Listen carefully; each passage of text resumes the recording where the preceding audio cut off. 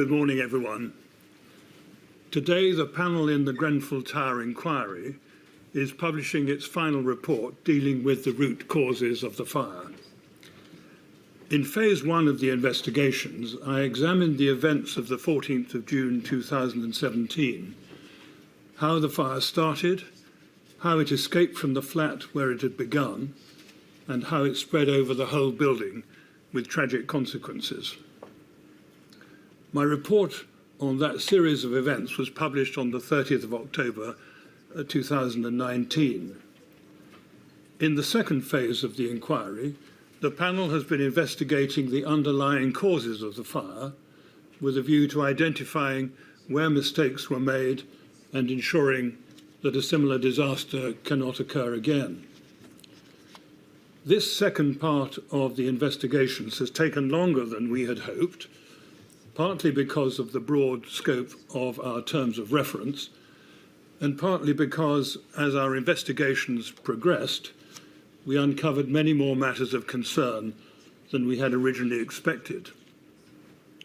As we discovered, it is not possible properly to understand the causes of the fire without understanding the way in which knowledge of the materials and methods of construction employed in the refurbishment developed over the course of time, what the government and others learnt about them, and how the regulations and guidance relating to their use developed during the same period. The information obtained in that part of our investigations provided the background to our examination of the refurbishment itself and the various decisions taken in the course of it, particularly in relation to the selection of materials. In addition, it has been necessary for us to examine the way in which fire safety at Grenfell Tower was managed, including the arrangements for fire risk assessments and the response to them, as well as the relationship between the tenant management organisation and the residents of the tower. The firefighting operations of the London Fire Brigade were considered in detail in my first report, but a number of questions relating to organisation and training could not be answered at that stage and were deferred for consideration in phase two. Also deferred to phase two were certain questions relating to the development of the fire, including the relative contributions of the different materials used in the cladding. Another important aspect of our terms of reference was to investigate the response of the authorities to the emergency. Finally, but most importantly, it was necessary for us to investigate in as much detail as the evidence would allow the circumstances surrounding the deaths of those who perished in the fire. The report we're publishing today contains our findings on all these and other matters. However, the simple truth is that the deaths that occurred were all avoidable, and those who lived in the tower were badly failed over a number of years and in a number of different ways by those who were responsible for ensuring the safety of the building and its occupants. They include the government, the tenant management organisation, the Royal Borough of Kensington and Chelsea, those who manufactured and supplied the materials used in the refurbishment, those who certified their suitability for use on high-rise buildings, the architect, the principal contractor, and some of its subcontractors, in particularly Harley Curtain Wall and its successor Harley Facades, some of the consultants, in particular the fire engineer Exover Warrington Fire, the local authority's building control department, and the London Fire Brigade. Not all of them bear the same degree of responsibility for the eventual disaster, but as our reports show, all contributed to it in one way or another, in most cases through incompetence, but in some cases through dishonesty and greed. The failings can be traced back over many years, and our efforts to get to the bottom of what went wrong and why account for the length of our report and the time it has taken us to produce it. However, if an inquiry of this kind is to produce anything of value, it is necessary for those who can influence the future direction of the construction industry, the fire and rescue services, the management of fire safety in buildings, and resilience planning, to understand exactly where mistakes were made and how they can be avoided in the future. The report is divided into 14 parts, broadly by reference to related subjects. Some parts contain several chapters, some only one. As with the Phase 1 report, it begins with an introduction followed by an executive summary. Although the executive summary runs to 24 pages, the length of the report means that it can touch on only the most significant elements of our conclusions. However, it should assist readers in finding their way around the report. Part 2 describes significant events that provided the background to the fire. It begins by explaining how the regulations and guidance in force at the time of the refurbishment came into being, and the way in which the reaction to fire of materials used in the construction of modern high-rise buildings was tested. We then consider the involvement of the government in the form of the then Department for Communities and Local Government, the way in which it sought to monitor the causes of fires when they occurred, and most importantly, the warning signs that were emerging from as early as 1991 that some kinds of materials, in particular aluminium composite material panels with unmodified polyethylene cores, were dangerous. We find that there was a failure on the part of the government and others to give proper consideration at an early stage to the dangers of using combustible materials in the walls of high-rise buildings.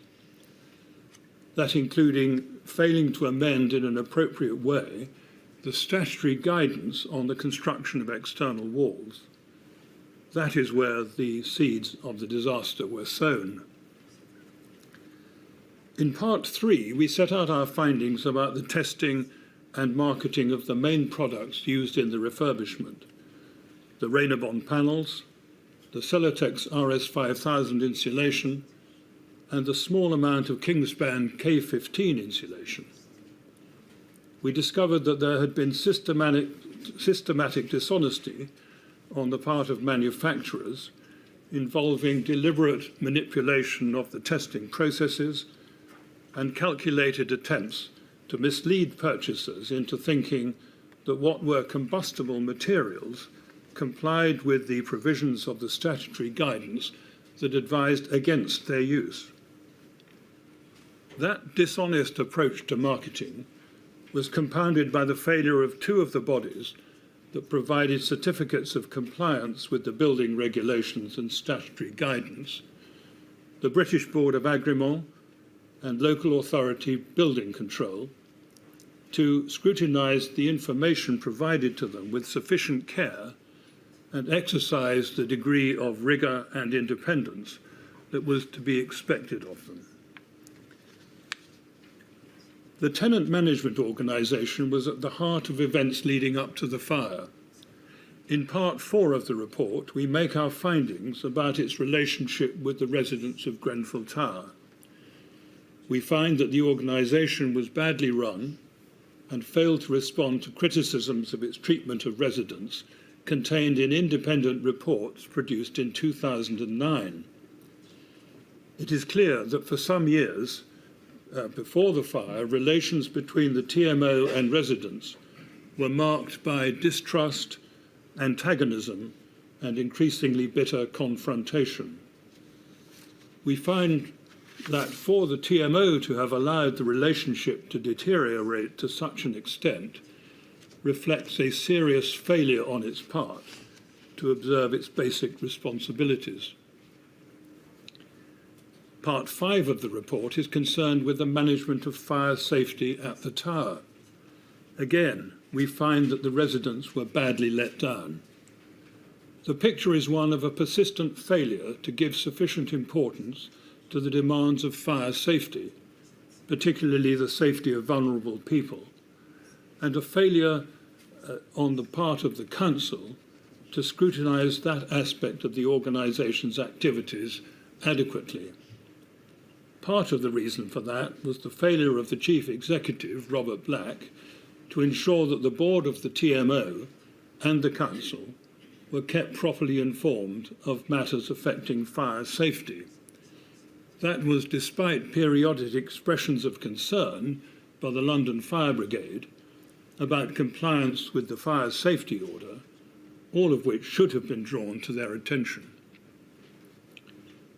The TMO's failure to attach sufficient importance to fire safety is illustrated by its reliance on a single person, Carl Stokes, as fire risk assessor for its entire estate, despite his lack of qualifications and experience, by its failure to carry out necessary remedial work identified in fire risk assessments promptly, by its failure to provide measures to mitigate the absence of an effective smoke ventilation system, and by its failure to introduce appropriate arrangements for inspecting and maintaining fire prevention systems, in particular self-closing devices on the entrance doors to individual flats. In addition, the TMO failed to maintain a reasonably accurate record of those residents of the tower who were vulnerable for one reason or another and likely to need help to escape if a fire occurred.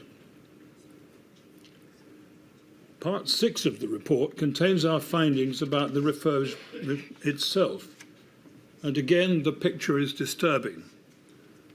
First, the regulatory context in which the work was carried out was, in our view, unsatisfactory because the statutory guidance, which was treated by many in the construction industry, including those engaged on the refurbishment, as containing a sufficient statement of what was required, did not make it clear enough that it was subject to the overriding requirements of the building regulations.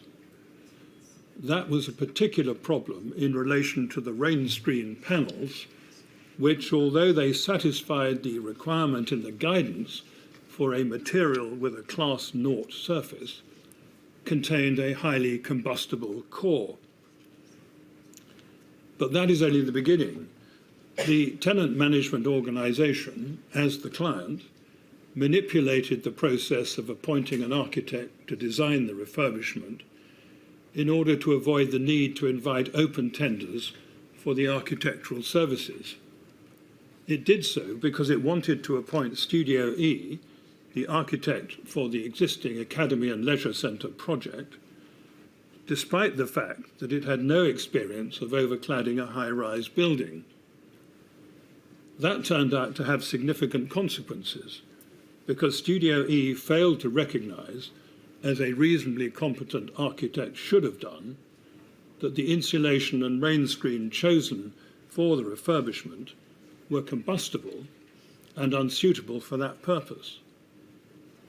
ACM panels were chosen as the rain screen to keep down the cost. Neither Ryden, the principal contractor, nor Harley, its cladding subcontractor, was aware of the properties of the materials specified for use in the refurbishment, although Harley, as a specialist subcontractor dealing with cladding, should have been, and Ryden, as principal contractor, had its own responsibility to ensure the materials were suitable. One of the problems that afflicted the refurbishment was a failure on the part of all concerned to understand where responsibility for any particular decision lay. That was especially the case in relation to the choice of the rain screen. The generally prevailing view was that since aluminium composite material panels had been used on other buildings without apparent problems, they were suitable for use on the tower. But no one was prepared to accept responsibility for having chosen them, and when questioned, everyone who was asked said that someone else had been responsible for ensuring that they were suitable.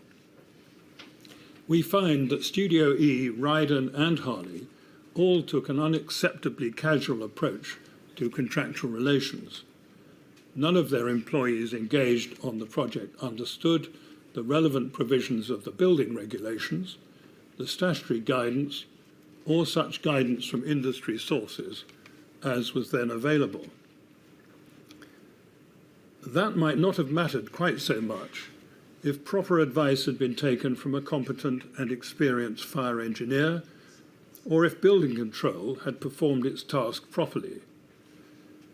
In fact, the tenant management organisation did instruct Exover Warrington Fire to produce a fire safety strategy for the refurbishment, which should have included advice on the effect of the overcladding and the compliance of the external walls with the functional requirements of the building regulations.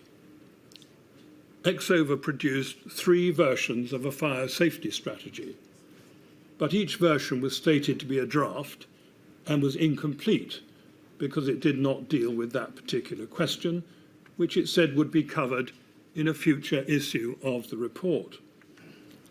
It was clear, therefore, that the fire safety strategy was incomplete, but no one asked Exover to finish its work, nor did anyone provide it with details of the proposed cladding to enable it to do so. Exover itself failed to ask for the missing information or to complete the work it had been instructed to carry out. The failure to obtain a final report was probably critical, because if Exover had considered the proposed cladding, it should, and probably would, have identified the fact that the insulation and the rain screen did not comply with the statutory guidance or, more importantly, the building regulations. In Part 8, we set out our findings on the management and training of the London Fire Brigade in the years leading up to the fire.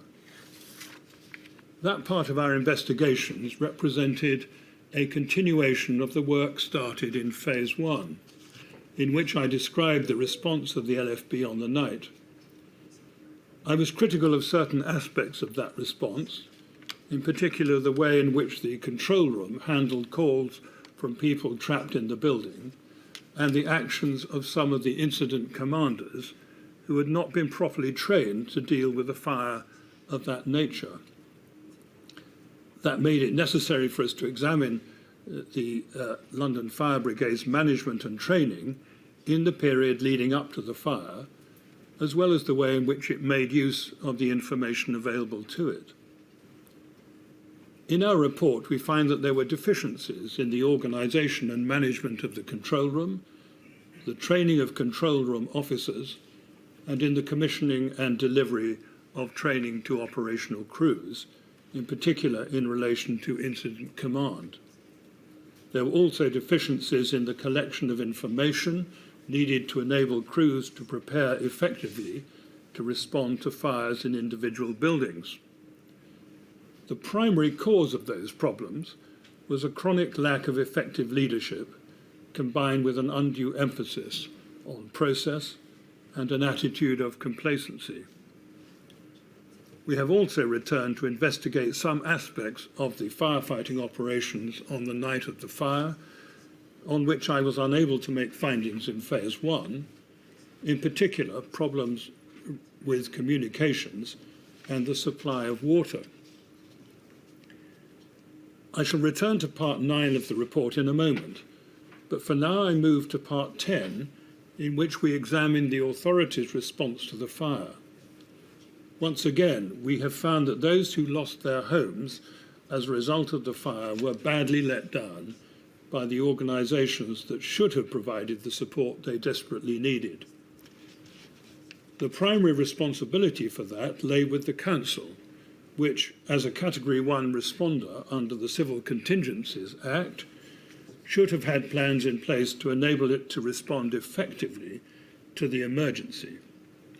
In the event, however, it had failed to put in place suitable plans or to provide the training to its staff that was required to enable it to respond effectively to the situation it faced.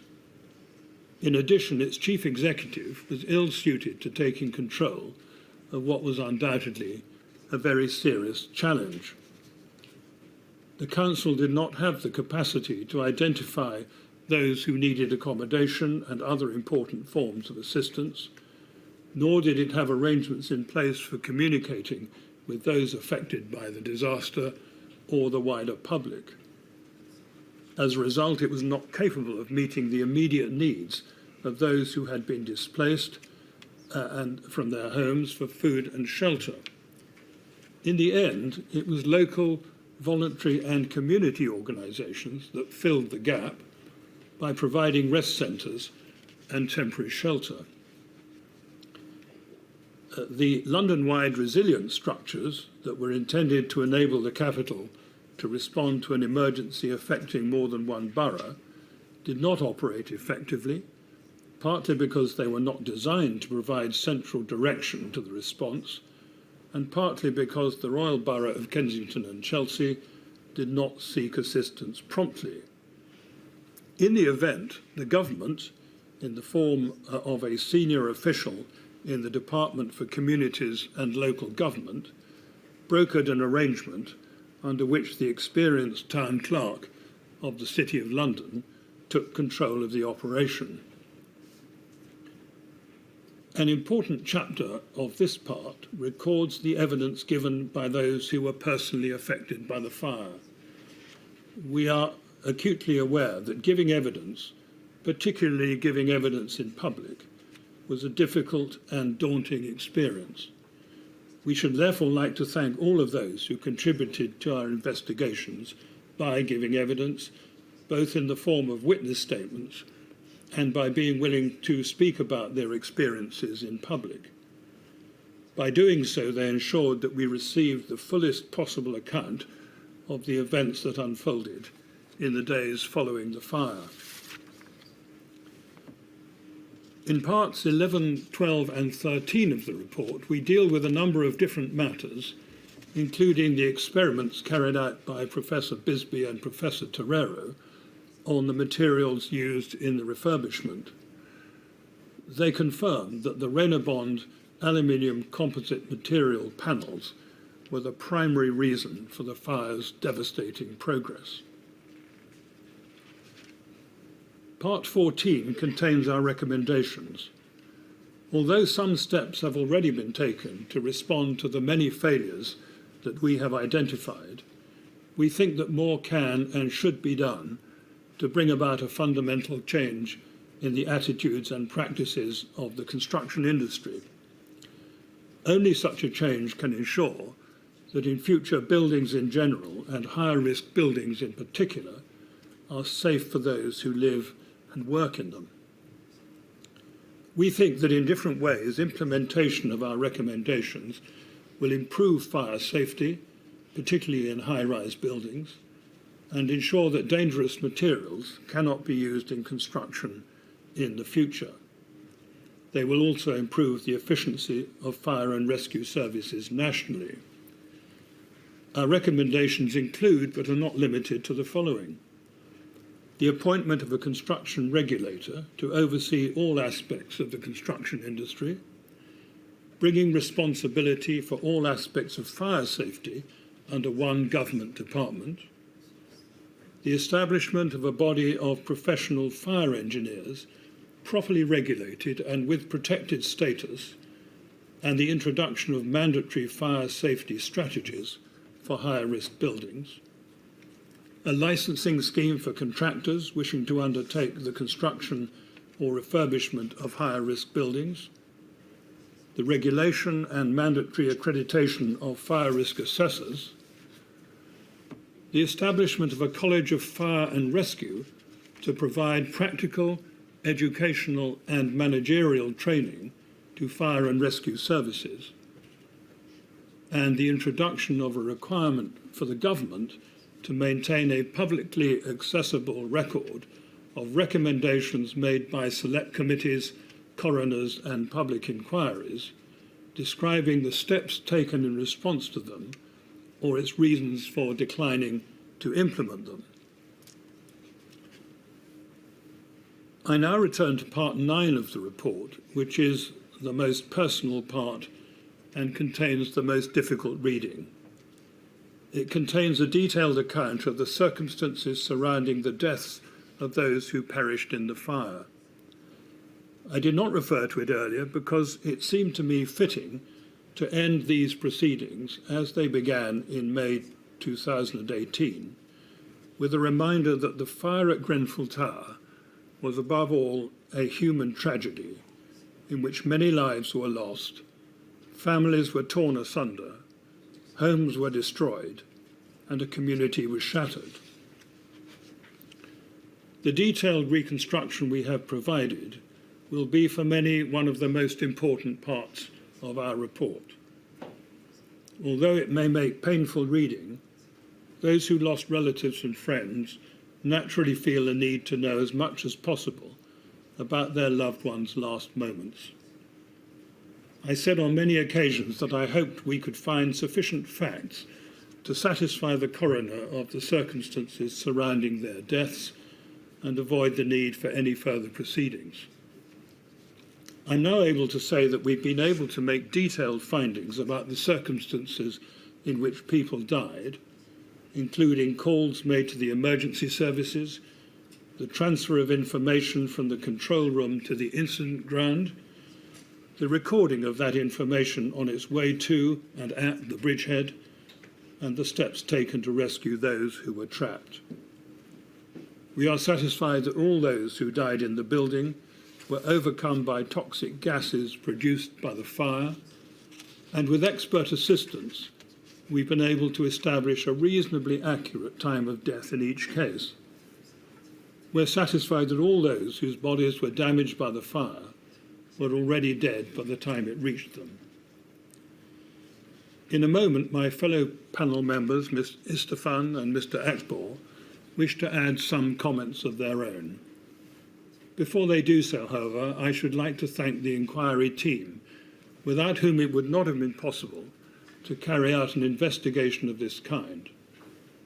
It would be invidious to single out individual names for mention on this occasion, because everyone involved, whatever their particular task, has played an essential part in enabling us to do our work. With their help, we have followed up many lines of inquiry, some of which led to surprising revelations, and have collected and digested a huge number of documents and statements, not to mention hearing many days of oral evidence. All those who worked for the inquiry over the years are named in an appendix to the report, and we owe them a deep debt of gratitude. I now invite Mr. Estefan to say a few words. Thank you, Sir Martin. Good morning. Before I joined the inquiry panel, I spent nearly 30 years as an architect. In that role, I developed a particular interest in health and safety, fire, and accessibility matters. Returning home from a holiday in June 2017, I flew over West London and saw the burning tower in the early hours from the air. As for so many others, this was a profound shock. First, of course, as a human response, but also as a professional who had spent their career working to make buildings safe. Throughout this inquiry, we have been determined to find out how such a disaster was possible and what needs to be done to save lives in the future. As Sir Martin has just summarised, we have found many failings across a wide range of institutions, organisations and individuals that spanned many years, which together have led to the terrible fire at Grenfell Tower. They include many failures of the construction industry, my own sector, which is where I will focus my comments on today. Since the fire, the government has passed the Building Safety Act. The Act is welcome, but we need to go further. Our report identifies what we think is needed to make sure the legacy of Grenfell is real and brings about lasting and progressive change. Our recommendations place new burdens and responsibilities on people and organisations. I make no apologies for that. Put simply, if you work in the construction industry and you do not feel the weight of responsibility you have for keeping people safe, you are in the wrong job. The change we need to bring about is partly about structures and regulations. Sir Martin has set out the key points in what we have proposed, and the report explains our recommendations in detail. But the necessary change is also one of culture and behaviours. Change on this scale needs to be owned and led by those of us working in the sector. It is not enough to pass an Act of Parliament and to sit back and think the work is done. Without change in behaviour and a recognition that the needs of the people who use our buildings must be placed at the centre of our work, the lessons of Grenfell will not truly be learnt in full. One of the core themes of our report is technical incompetence of many of those involved in the refurbishment project. As hundreds of other buildings are now known to have similar cladding systems, it is clear that the problem of incompetence is widespread. It follows that part of the change that is needed to the culture of the industry is an ongoing commitment to the development of professional skills. If we are not professionally curious, we will not become technically competent. Again, this change needs everyone in the construction industry to play their part in the implementation of the inquiry's recommendations. We must also keep at the very forefront of our minds our responsibilities towards those who are most vulnerable. At Grenfell, a significant number of those who died were children, had disabilities, or were vulnerable in other ways. The risks posed by a particular building and the right response to those risks are always as diverse as the people who live or work in it. That is why we recommend that the government thinks again about defining higher risk buildings solely by reference to their height. It is why the fire safety strategies must be provided for safety of all occupants. And it is why a stay-put strategy will never be appropriate where there is a risk of fire spreading over the building's external walls. It is why we recommend that the government guidance should be reviewed so that the safety and resilience of a building is prioritised. And it is why we stand by the inquiry's Phase 1 recommendation that the need for PEEPs, personal emergency evacuation plans, for residents with mobility issues or other impairments. As an inquiry panel, we have acted throughout with fairness, independence and impartiality. That is what the law requires. At the same time, the losses so many people have suffered and my involvement in this process has left a mark on me as a person and as a professional which will last far beyond this inquiry. And although this inquiry is now ending, we know that for many people their journey continues. We wish them strength for the future. I will now hand over to my colleague Ali. Thank you, Thoraya.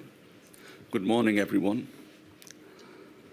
My role as a panel member has been to listen to the evidence, to consider what I have heard, and work with Sir Martin and Thoraya to agree findings and recommendations.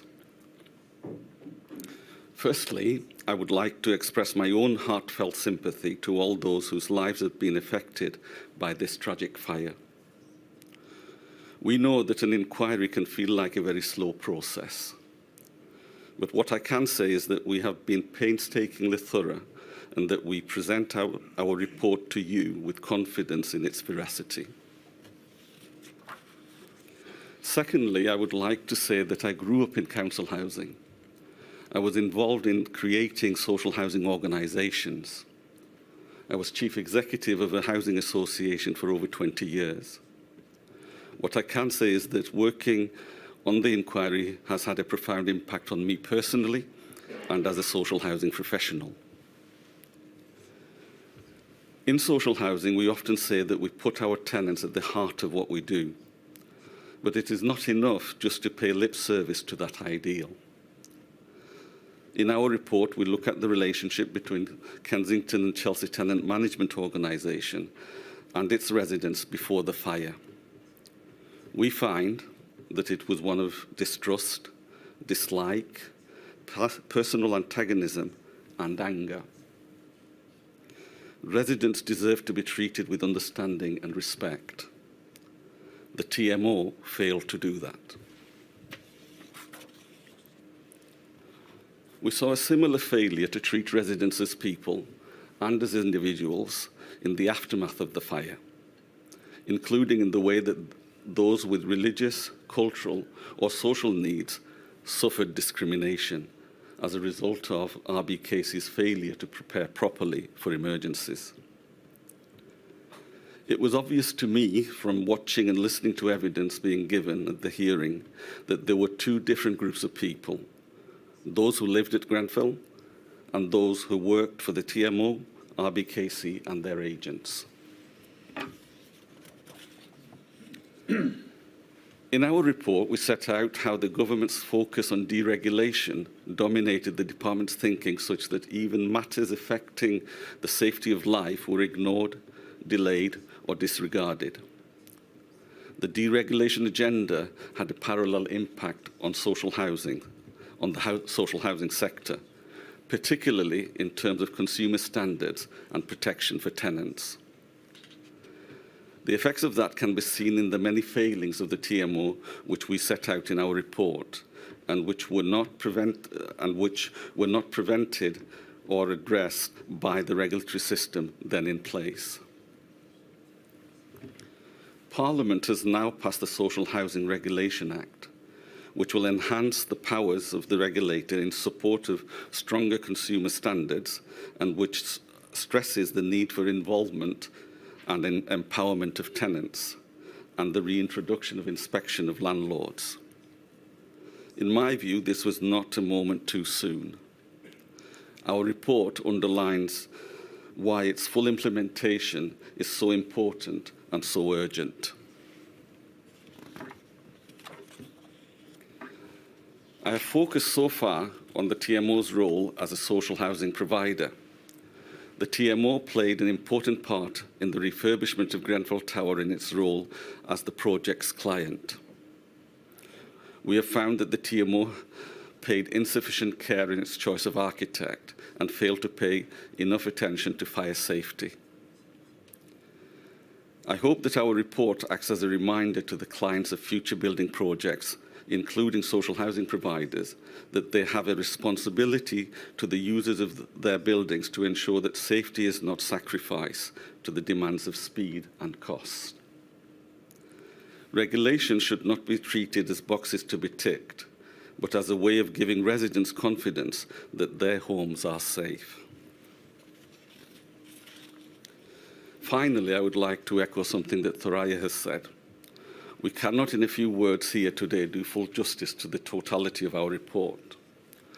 What is needed is for those with responsibility for building safety, in my sector as in Thoraya's, to read the report, to reflect on it, and to treat Grenfell as a touchstone in all that they do in the future. And that is to act with professionalism, with competence, and to put people first. I will now pass you back to Sir Martin. Thank you very much.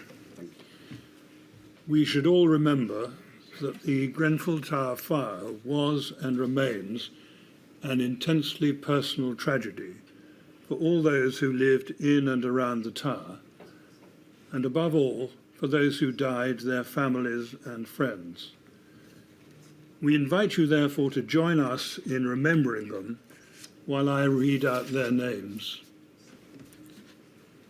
Fathia Ahmed El Sanusi, Abu Fras Mohammed Ibrahim, Isra Ibrahim, Mohammed Amid Sabah Neda, Hesham Rahman, Rania Ibrahim, Fethia Hassan, Hania Hassan, Marco Gottardi, Gloria Trevisan, Raymond Herbert Moses Bernard,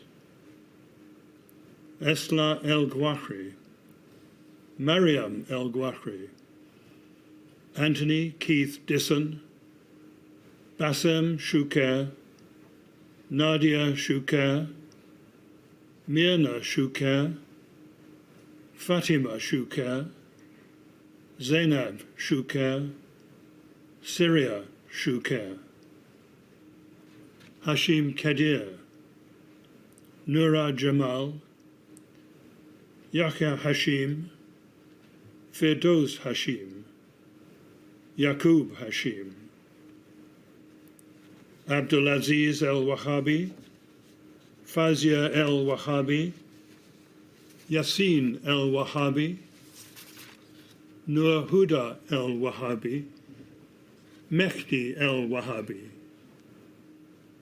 Ligaya Moore, Jessica Urbano Ramirez, Omar Belkadi, Farah Hamdan, Malak Belkadi, Lena Belkadi, Mary Mendy, Khadija Say, Victoria King, Alexandra Atala, Mohammed Nur Tuku, Amal Ahmadine, Amaya Tuku Ahmadine, Amna Mahmoud Idris, Majri Vital, Ernie Vital, Debbie Lamprell, Gary Maunders, Bechti Haftom, Baruch Haftom, Hamid Khani, Isaac Palos, Sakina Afrasahabi, Fatime Afrasiabi, Vincent Chijina, Khadija Kalufi, Kamru Mia, Rabea Begum, Mohammed Hamid, Mohammed Hanif, Husna Begum, Joseph Daniels, Sheila, Steve Power, Zainab Dean, Jeremiah Dean, Mohammed Al-Hajali, Dennis Murphy, Ali Yahwa Jafari, Abdeslam Sabah, Logan Gomez, Billy Burton. Thank you all very much.